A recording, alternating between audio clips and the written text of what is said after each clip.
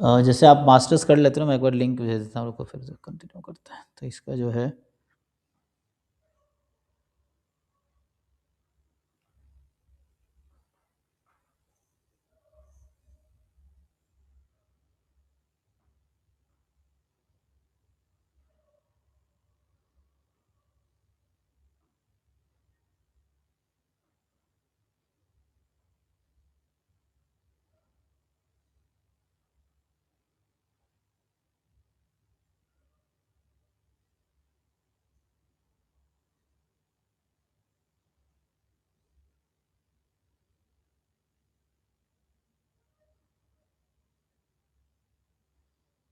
Sir एक doubt था, इनका देख लेते एक बार। आरबीआई के लिए बोनाफाइड लगता है क्या? आरबीआई के लिए बोनाफाइड लगता है क्या? हाँ सर लगता है, लगता है उनको, मैंने अप्लाई नहीं किया तो देखना और पड़ेगा। यूनिवर्सिटी का एचओडी से मिलता है, या यूनिवर्सिटी या डिपार्टमेंट एचओडी से मिलता है। तो बोनाफाइड सर्टिफिकेट की आप क्या अभी करंट में हो, करंट वालों के लिए या पास आउट? अभी अप्लाई करने के लिए वो मांग रहा है सर। मतलब अपियरिंग वाले कर सकते हैं अप्लाई, कह रहे हैं आप? सर मैंने नहीं किया सर, मैं एलिजिबल नहीं हूँ मैं एज बस पूछ रहा क्राइटेरिया था से। कि बोनाफाइड लगता है या नहीं लगता, ऐसा पूछ रहा था आरबीआई के लिए। नहीं, अगर कोई बच्चा पास आउट है तो बोनाफाइड क्यों लगाएगा, वो तो सर्टिफिकेट लगाएगा। हाँ सर, जो अपेयरिंग है उनका लगता है, तो अपियरिंग वाले अप्लाई कर सकते हो तो पूछ रहा हूँ मैं, बाकी लोग। रिजल्ट अवाइटेड वालों को लगता है अच्छा, सर। जो सेकेंड ईयर वाले हैं वो कर सकते हैं, तो मैं आज चैट में पूछ रहा था, मैंने मना कर दिया था क्योंकि उसमें तो लिखा था ना कि 2 हाँ ईयर सर। पास आउट होना चाहिए, ऐसा कुछ था नहीं। हाँ सर। ओके, तो बोनाफाइड उनका लगेगा जो एमएससी कर रहे हैं। अगर एमएससी हो गया है तो आप तो सर्टिफिकेट अपलोड करो सीधा सीधा, ये चीज़ है ओके उसके अकॉर्डिंग ना। तो अगर पास आउट है तो बोनाफाइड कहाँ से लाएगा वो, फिर वो सर्टिफिकेट लगाएगा, ये चीज़ है। अच्छा, आपका जो डाउट था जिनमें क्या अभी पीएचडी के लगे थे ना, जैसे गेट एसटी है, सीएसआर नेट मैथमेटिकल साइंस है, और यूजीसी नेट अभी आ गया आपका स्टैटिस्टिक्स। तो तीनों ऑप्शन है अब पीएचडी के लिए एक्चुअली आपके पास, जी सर। है ना, यही है। तो मतलब एक ऑप्शन अभी ऐड कर दिया, बस समझिए ना कि जैसे सी एस आई नेट बच्चों के लिए मुश्किल था तो उसके अगेंस्ट एक ऑप्शन ऐड कर दिया गया है, यूजीसी नेट स्टैटिस्टिक्स, जो कि आसान रहेगा। और बिल्कुल लेवल आप ऐसे ही समझ लीजिए, जैसे जैम का लेवल है तो सी एस आई नेट का लेवल है, सीयूटी का लेवल है और यूजीसी नेट का लेवल है, बिल्कुल वैसे ही है, समझ सकते हैं आप इस तरह का। ठीक है सर।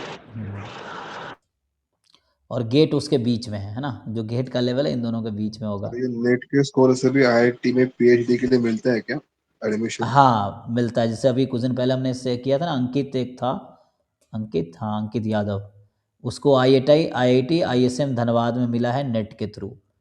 और इसमें फेलोशिप वही मिलेगी जो गेट के थ्रू, मतलब सिर्फ नेट है, मतलब जैसे इनका 3 वो होता है ना इनका, एक है जेआरएफ, एक है ओनली नेट, है ना, और एक है ओनली पीएचडी। तो अगर आपके पास नेट भी वो है तो भी फेलोशिप प्रोफेसर आपको, का होता है सर, हाँ तो JRF assistant professor and only PhD.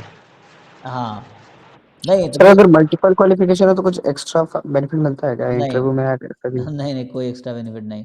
At least एक क्वालिफाई होना चाहिए, एक है तो इनफ है, इससे ज़्यादा है तो भी अच्छा है, बट यूज़ तो एक ही होगा, ये है। Okay sir.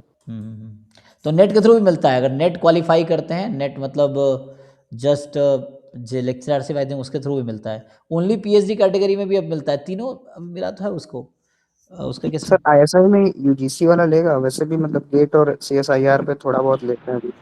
कहाँ तो आईएसआई पीएचडी के लिए? Yes sir. और उसके पास उनके पास चौथा ऑप्शन भी तुम्हारे पास है, आईएसआई का अपना जेआरएफ का एंट्रेंस टेस्ट है, तो वो आप दे सकते हो, एंट्रेंस दोगे, इंटरव्यू सबका होगा। लेकिन जैसे जिनका गेट एसटी आई थिंक है, इनसे वो सीधा इंटरव्यू के लिए बुलाते हैं। यस सर, बट वो अलग चैनल, जैसे चैनल 1 चैनल 2 लोग बोलते हैं, तो हाँ, उसमें कितने क्या रेशियो रहता है, मतलब अपने नेट से ज्यादा लेते होंगे या उस बराबर रहता है दोनों का?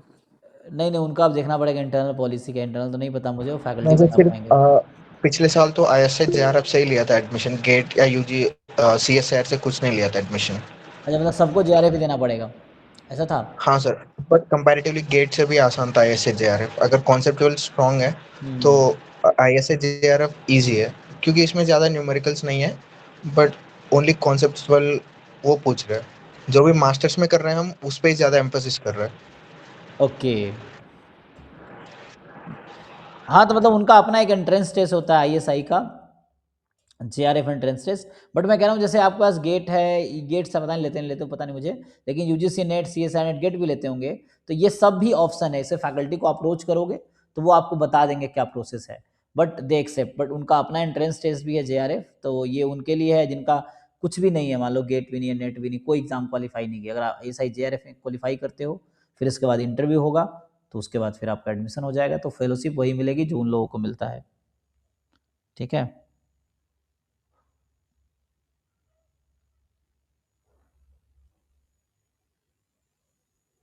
Hello sir. जी जी जी, अच्छा हम बता दूँ सोम, हाँ बोलिए। हाँ सर, मैं वही पूछ रहा था, अभी मेरा एमएससी का फाइनल सेमेस्टर चल रहा है, तो आरबीआई में दे सकता हूँ कि नहीं? पहले तो मुझे ये पता था देश, अभी आप फाइनल सेमेस्टर में ना, जैसे ये चन्वी बता रहे थे, तो आई थिंक आपको बोनाफाइड लगाना पड़ेगा तो आप दे पाएंगे, है ना। वो आपके बारे में पूछ रहा था, उस समय भी ग्रुप में लिखने वाला था कि जैसे आई थिंक अप्लाई करके आप देखिए, so instead of skipping apply कीजिए, आप पेयरिंग हो। नहीं, अभी फॉर्म में एक्चुअली वो फाइनल सेमेस्टर की मार्क्स भी मांग रहे हैं, अभी वो तो दिया नहीं है मैंने। फाइनल सेम एग्जाम्स अगले महीने होंगे। तो एक डिक्लेरेशन या वही बोनाफाइड बना के दे सकते हैं आप, हेड से लिखवा के कि आप इसमें पास हो जाएंगे। 1 महीने की बात है ना, तो फिर तो हाँ उसके हाँ बाद जून तभी कर सकते हैं अप्लाई, क्यों आप साल खराब होगा उनके लिए, है ना। नहीं सर, यहाँ पे अभी DU में सेमेस्टर अभी जून तक चल रहा है, तो तब तक ये फॉर्म बंद हो जाएगा। हाँ फॉर्म बंद हो जाएगा, बट रिजल्ट आने तक तो क्लियर हो जाएगा ना मास्टर। हाँ मैं सर। समझ रहा सर हूँ अभी जैसे, डिक्लेरेशन के लिए हमें HOD से या डिपार्टमेंट से कुछ बोनाफाइड हाँ मांगना उस तरह पड़ता करना है। पड़ेगा कि आप एक एप्लीकेशन लिखो या हेड से फॉरवर्ड कराओ कि जब एग्ज़ाम होगा, एग्ज़ाम का डेट क्या है, एग्ज़ाम के डेट से 13 जून है। है ना, एग्ज़ाम का डेट जून हाँ, में है ना एक, 13 जून है सर। 30 या 13, 13। तो 13 जून है, तो क्या तब तक आपका मास्टर क्लियर हो चुका होगा ना। हाँ, तो एग्जाम्स हो जाएंगे तब तक। तो आप हेड को लिखवा लो कि आप इससे पहले हो जाओगे, और मार्कशीट की जगह ये अपलोड करके देख लो, क्या पता मान जाए। ऐसे एलिजिबिलिटी में तो लिखा हुआ पास आउट ना, एलिजिबिलिटी में ये लिखा है ना, जैसे जहाँ पे हाँ अपियरिंग सर। अलाउड रहता है वहाँ पे अलग से लिखा रहता है कि appearing student can also apply, ऐसा कुछ वहाँ लिखा नहीं है शायद। हाँ सर। जनरली है ना, जहाँ पे भी आप अपियरिंग को अलाउ करते हो वहाँ लिखा रहता है, जैसे जैम वाले में देखेंगे लिखा रहता है ना कि 3rd year BSc student can apply या final year student can apply, ऐसा डायरेक्ट एक्सप्लिसिटली लिखा रहता है जैम वाले में, इवन गेट वाले में भी यस कि, लेकिन यहाँ पे सर। एक्सप्लिसिटली लिखा नहीं, इसलिए कन्फ्यूजन क्रिएट हुआ है, वो है। सो ऐसे तो अगर नहीं लिखा है तो फिर वो होगा कि पास आउट ही अलाउड है, but still you can try, apply करके देखो।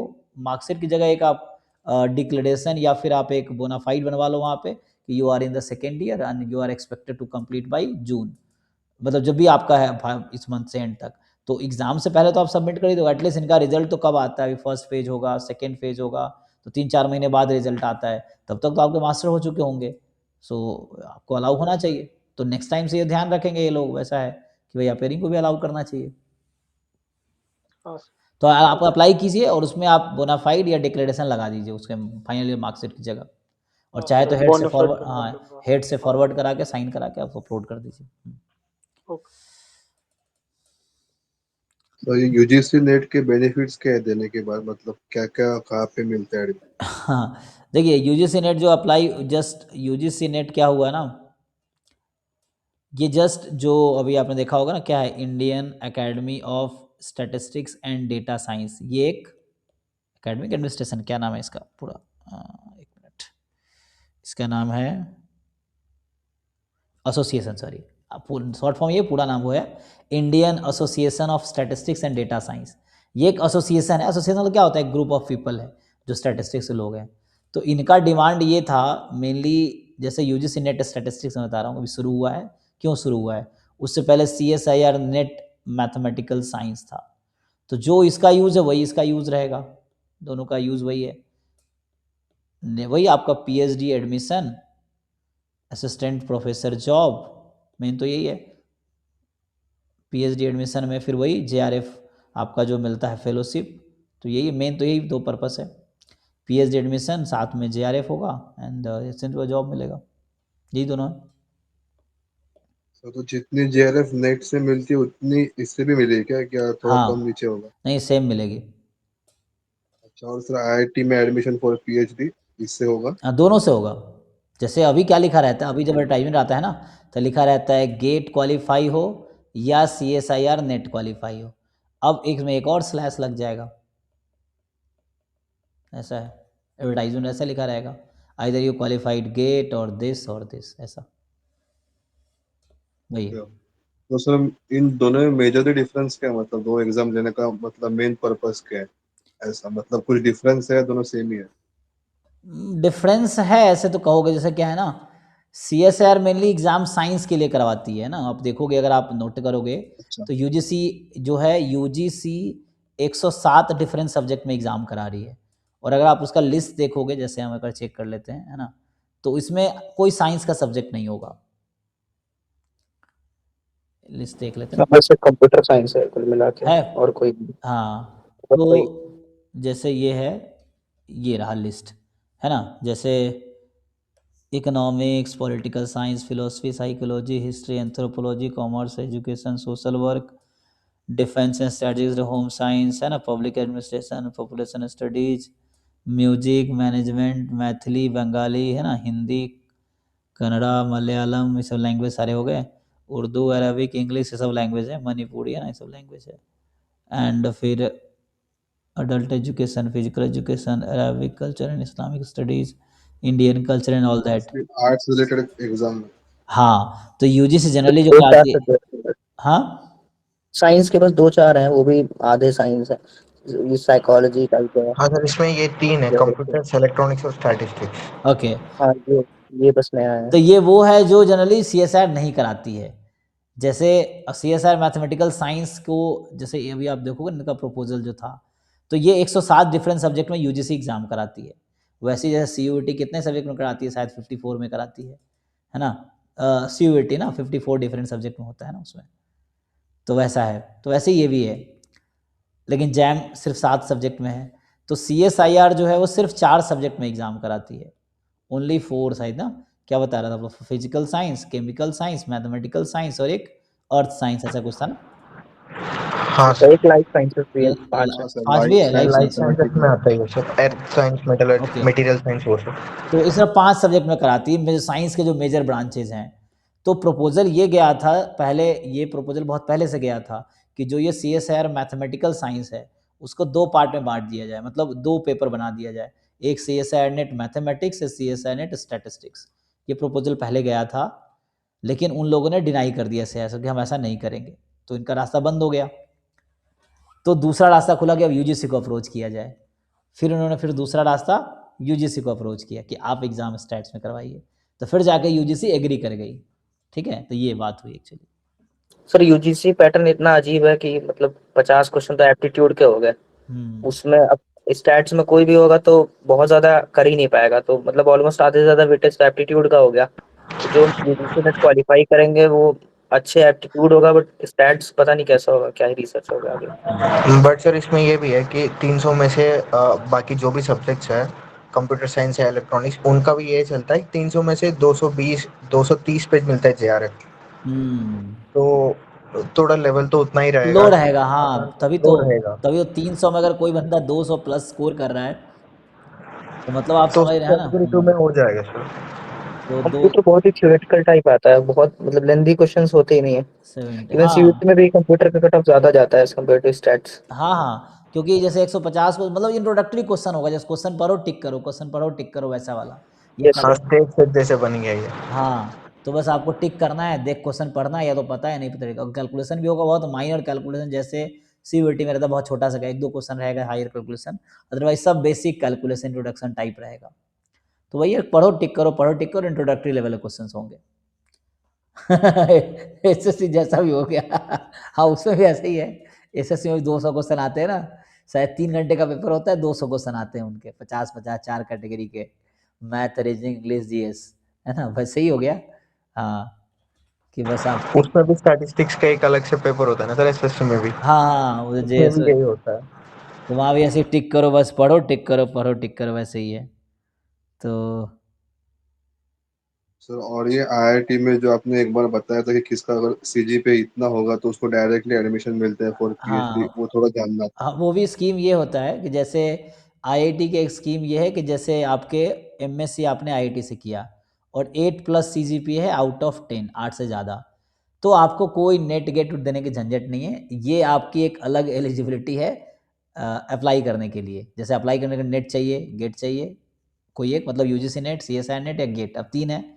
तो चौथा ऑप्शन ये, अगर आपने IIT से मास्टर्स किया, 8+ CGPA है, तो आप सीधा सीधा अप्लाई करो वहाँ पे, आप इंटरव्यू दो और सिलेक्शन हो जाएगा। तब भी आपको उतनी फेलोशिप मिलेगी जितनी इन लोगों को मिलेगी। तो ये एक स्कीम है और किसी भी IIT में कर सकते हो। आपने किसी भी IIT से एक सब्जेक्ट में मास्टर्स किया है, मतलब तो किसी भी और IIT में आप PhD कर सकते हो इस बेसिस पे, बिना नेट गेट क्वालिफाई किए। तो ऐसे हैं कई लोग मैं जानता हूँ जो ऐसा कर रहे हैं। अपने इंस्टीट्यूट में भी ऑप्शन रहता है, बाहर के इंस्टीट्यूट में भी ऑप्शन है। जैसे कई सारे मेरे दोस्त, जैसे तो मनोहर में जितने सारे लोग हैं, ये सब वो लोग हैं जिनका PhD हो गया, अभी तक नेट कभी दिए ही नहीं, जरूरत ही नहीं पड़ी ना, तो दिए ही नहीं कभी ये लोग। और PhD के बाद नेट की जरूरत खत्म हो जाती है। जैसे हमने कहा ना कि UGC नेट या CSIR नेट का यूज़ है असिस्टेंट प्रोफेसर बनने के लिए। तो अगर आपकी PhD खत्म हो गई, PhD कंप्लीट हो गई, तो UGC नेट क्वालिफाई करने की कोई ज़रूरत ही नहीं है।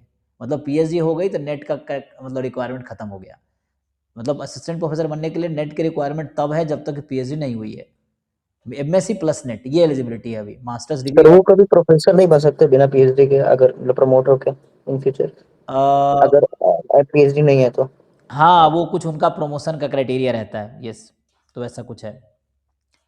सर क्या PhD के बिना अगर नेट कैटेगरी में तो क्वालिफाई हो गया है, तो लेक्चरशिप से क्वालिफाई हो गया है, तो असिस्टेंट प्रोफेसर में लगना मुश्किल है कि PhD के बिना? नहीं, मुश्किल नहीं है। मैं जहाँ भी जॉब कर रहा हूँ, मेरा PhD से पहले ही मेरा जॉब हुआ था, PhD मेरे बाद में हुआ है।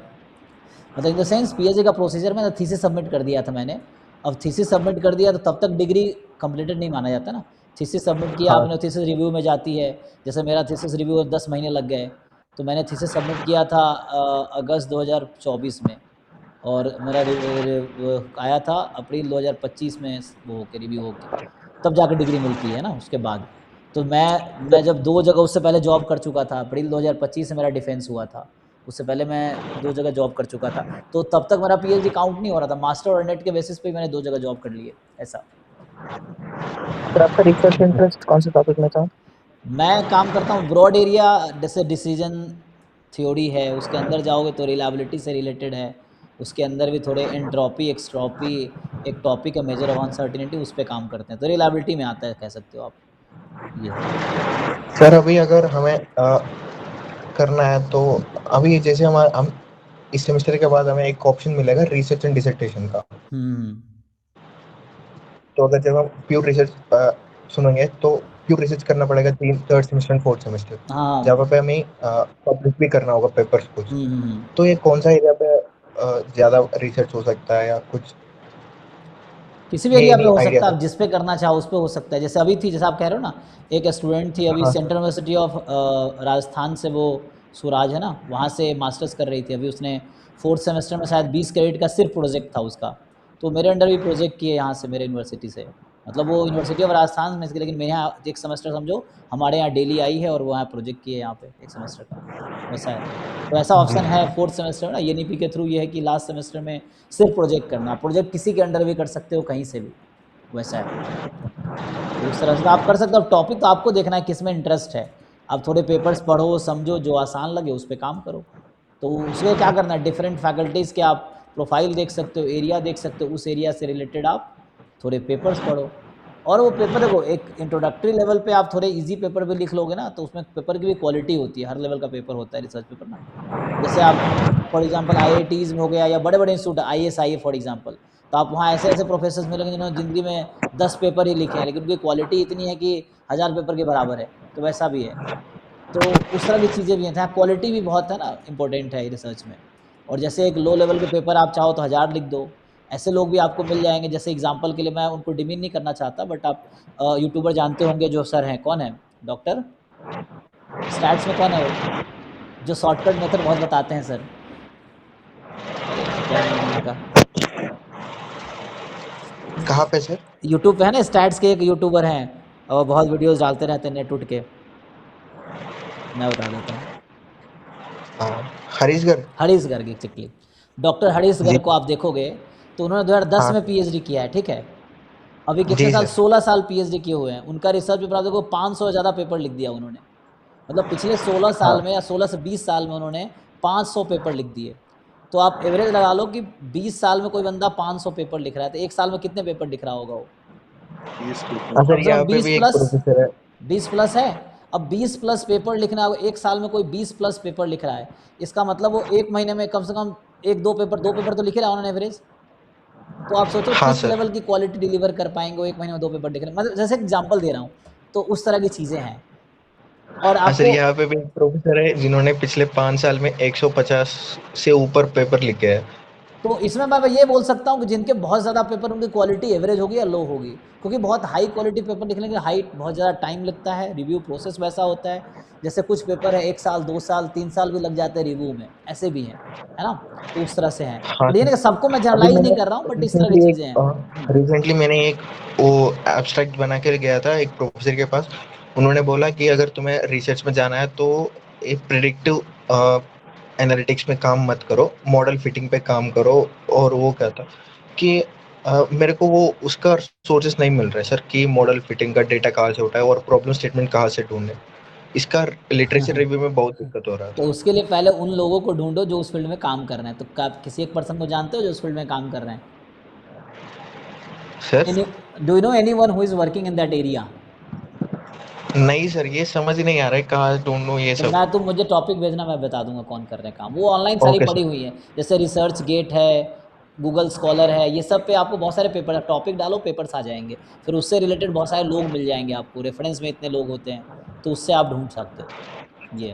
सर पीएचडी की डिग्री के लिए मतलब कुछ मिनिमम नंबर ऑफ पेपर क्या एलिजिबिलिटी 2 एग्जैक्ट होती है? पेपर चाहिए, 2 पेपर SCI। अब देखो जर्नल की भी कैटेगरी मैंने कहा ना, जैसे होता है SCI इंडेक्स्ड होते हैं, साइंस इंडेक्स हैं, एक स्कोपस इंडेक्स्ड होता है, UGC केयर है, कुछ पेड जर्नल्स होते हैं, कुछ नहीं हो रहा तो पैसे पे करके पब्लिश करा लो, ऐसे भी हैं, है ना। तो उस तरह की उसकी वैल्यू कम होती है, लेकिन तो कहीं, मतलब डॉक्टर तो सबके नाम के आगे लग जाएगा, तो उसे जज नहीं कर सकते कि कौन अच्छा है कौन नहीं अच्छा है। हाँ कोई दिक्कत नहीं, वो तो जस्ट डिग्री मिल गया तो सब बराबर है, तो वैसे कोई जज करने का वो नहीं है, है ना। तो वैसा कोई दिक्कत नहीं, तो हर तरह का शायद 2 जगह रहता है, 2+ पेपर्स होने चाहिए यूनिवर्सिटीज़ का, ये रहता है कि सर आप। मैंने कुछ स्टेट यूनिवर्सिटीज के पीएचडी देखे, उन लोगों के प्रोजेक्ट हम लोग के यूजी प्रोजेक्ट के जैसे थे। मतलब तो वो अजीब ही कुछ, मतलब छोटा सा सर्वे कर रहे हैं, उस पर भी कुछ 15 क्वेश्चन बना के वो भी पब्लिश कर दे रहे हैं उसको भी। बहुत जगह क्या है ना, जस्ट फॉर्मेलिटी के लिए PhD कराई जाती है, इसलिए जो अच्छे इंस्टीट्यूट की ज़्यादा रेपुटेशन है वहाँ पे होता है। बहुत जगह बस किसी को भी PhD करा दिए, क्योंकि लाइफ में वो करने के लिए ना, क्या बोलते हैं, प्रमोशन के लिए भी PhD की रिक्वायर, मतलब मान लो मैं हूँ अभी असिस्टेंट प्रोफेसर हूँ, मुझे एसोसिएट बनना है, तो एसोसिएट के लिए शायद एक चाहिए या नहीं चाहिए, प्रोफेसर बनने के लिए एक PhD कराना है। तब क्या इंसान को प्रोफेसर बनना है तो वो किसी को भी PhD करा देता है, ताकि भाई उसका अपना प्रमोशन हो। या कोई ऐसा है जिनको मेहनत नहीं करना है, बस डिग्री चाहिए समहाउ, तो वो कर लेते हैं जैसे तैसे। ऐसे बहुत लोग इंडिया में मिल जाएंगे फेक PhD डिग्री, बहुत लोग ऐसे हैं, मतलब उन्होंने कुछ किया नहीं खास, समझे, है ना, वैसा है, बस डिग्री ऐसे ही समहाउ मिल गई, ऐसे लोग भी हैं कुछ। तो वो दिख जाता है रिसर्च की क्वालिटी से, दिख, जैसा आपने कहा ना कि उनका ऐसा है, तो रिसर्च क्वालिटी से आपको दिख जाएगा किस तरह के जर्नल पेपर पब्लिश्ड हैं, किस क्वालिटी के पेपर्स हैं, तो वो आपको उससे दिख जाएगा कितना इन्होंने PhD में इनपुट दिया है, वैसा। तो लेकिन डिग्री सबकी बराबर हो रही है और 2 नंबर में काउंट हो रहा है, तो कोई अच्छा भी लिखे तो भी 2 है, और हाँ, कोई 2 ऐसे बेकार से नॉर्मल लिखे इजी तो भी 2 है। तो डिग्री के लिए 2 है, लेकिन जब आप जॉब में जाओगे तो फिर वहाँ क्वालिटी देखते हैं ना वो।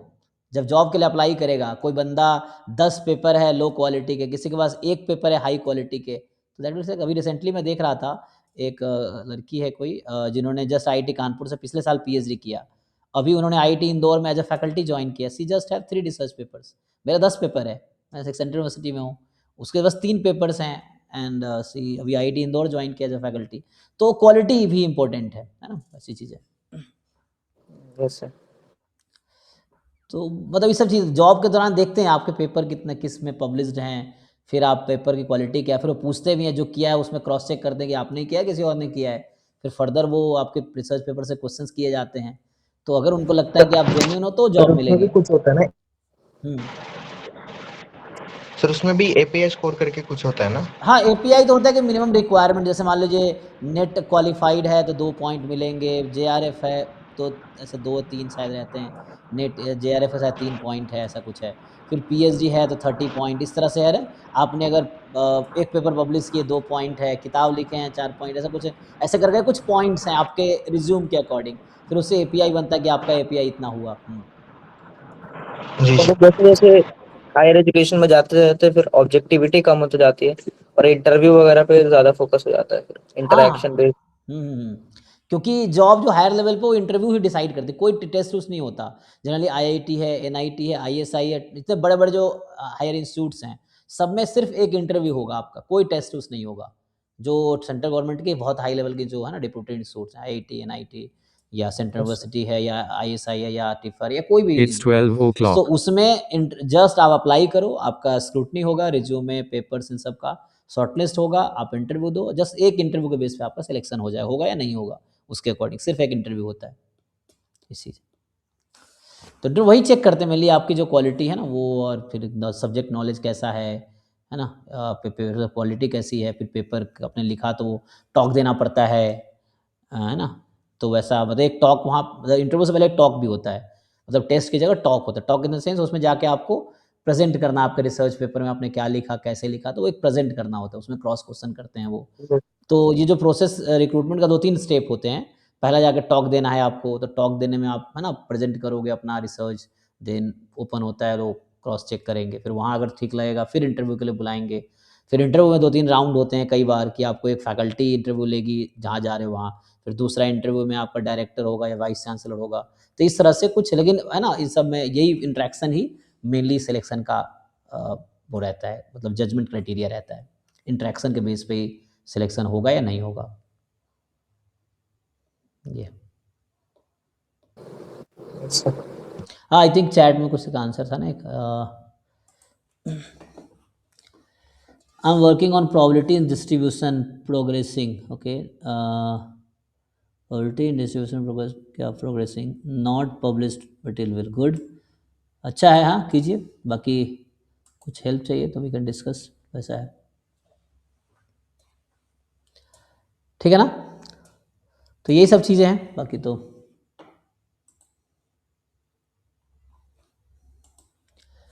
ओके देन आज यही स्टॉप करते हैं। कुछ और पूछना है ठीक है, तो कल मिलते हैं फिर। Thank you. Thank you. Thank you sir. जी थैंक यू।